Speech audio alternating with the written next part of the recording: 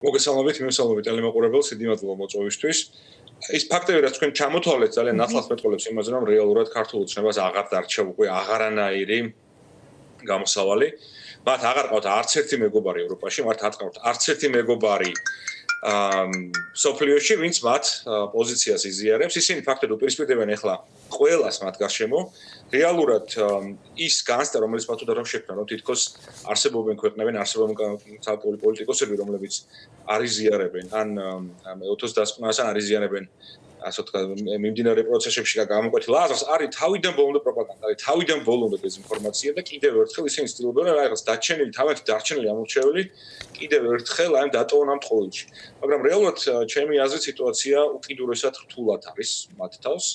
ისინი უკვე ხვდებიან რომ რეალურად იმ ფორმატით, რა ფორმატითაც მათ უნდათ და რა თქმა უნდა მათ მიაჩნდათ რომ შესაძლებელი იყო დასავლეთის მოტყუება, შესაძლებელი იყო საკუთარი მოსახლეობის მოტყუება, შესაძლებელი იყო ნებისმიერი ხარის მოტყუება გაგრძელება შეუძლებელი იქნება და ვფიქრობ რომ უახლოს მომავალში ეს მდგომარეობა კიდევ უფრო გაუარესდება მათთან მიმართებით.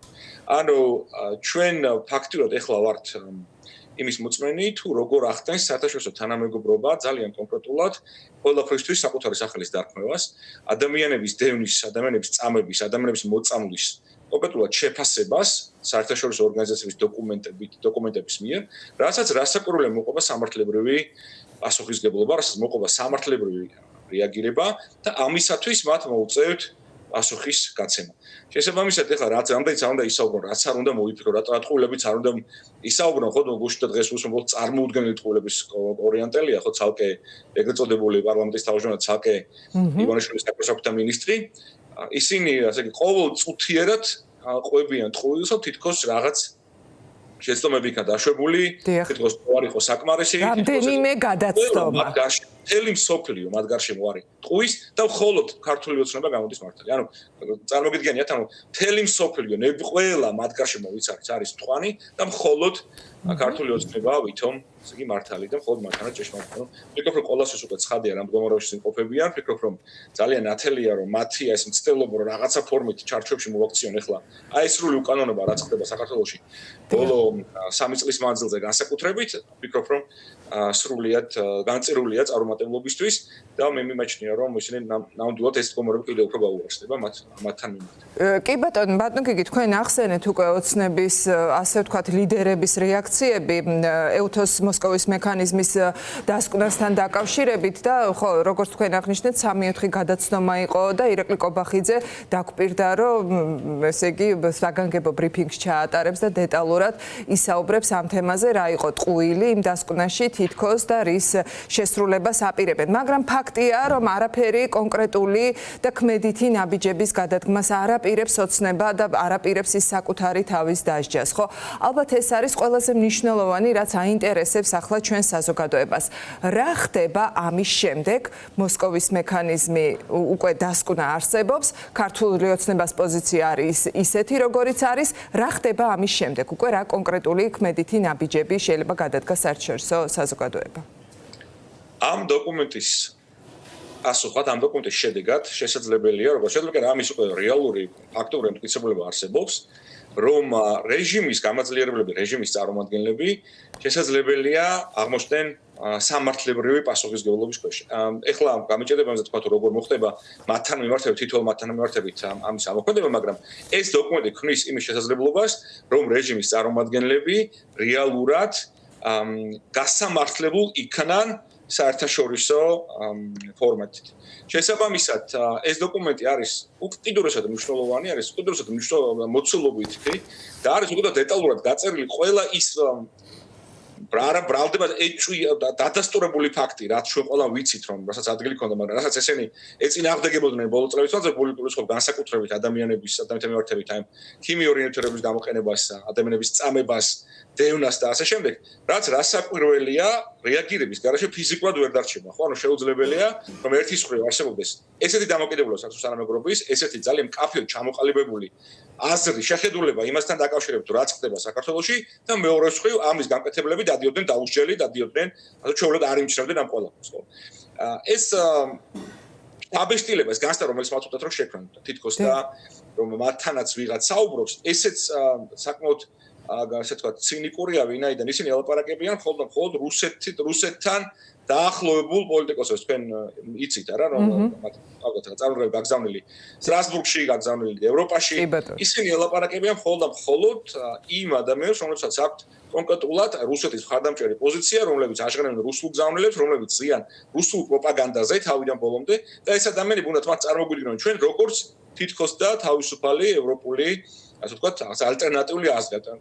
რეალურად არანაირი ალტერნატივა არ არსებობს. რეალურად არ არსებობს არანაირი სხვა ევროპა. არ არსებობს რეალურად არავინ, ვინც რაღაცა ფორმით მაინც სერიოზულად აღიქვამდეს ახლა აი ამ მასკარას, რომელსაც ქართული ოცნება მისდევს და ამისათვის მათ მოუწევს კიდევ ერთხელ ვიძახი სერიოზული პასუხის გაცემა თითოეული იმ დანაშაულისთვის, რასაც ადგილი ჰქონდა ბოლო წლების მანძილზე საქართველოში და თუ გავყვებით ეს დოკუმენტს დეტალურად, ჩვენ ნახავთ, რომ იქ არის კონკრეტულად მითითებული ის ქმედებები, რომლებიც მათ ჩაიდინეს ბოლო წლების მანძილზე, განსაკუთრებით არასათანადო მოპყრობა, ადამიანების წამება და ასე შემდეგ, რაც რასაკვირველი არის დასჯადი და ის ნებისმიერ ვინც მონაწილეობდა ამ პროცესში და შემსრულებიდან დაწყებული და ასე ვთქვათ ბრძანების გამცემით დამთავრებული, ყველას მოუწევს პასუხის გაცემა ამ ქმედებისთვის. ამიტომ ვფიქრობ, რომ ძალიან მნიშვნელოვანი პროცესების წინაშე ვართ ახლა ჩვენ.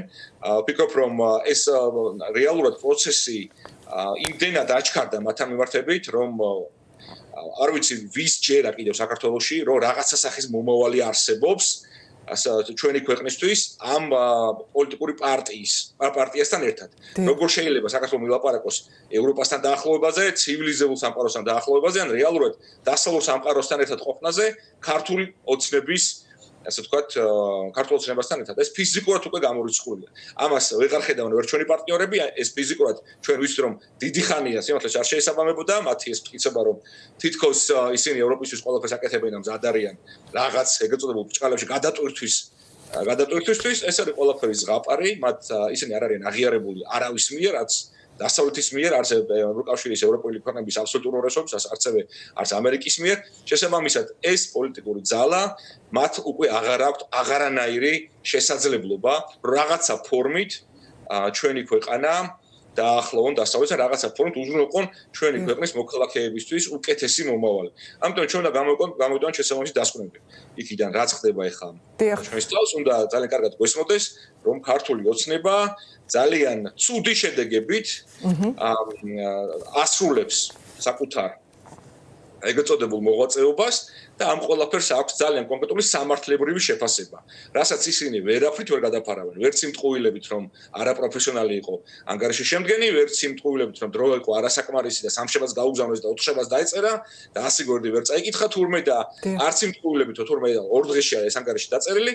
ეს ყველაფერი არის ტყუილი, ეს ყველაფერი არის კიდევ ერთხელ საზოგადოების უპატივცემლობა და შეურაცხყოფის მიყენება თითოეული ჩვენთაგანისთვის.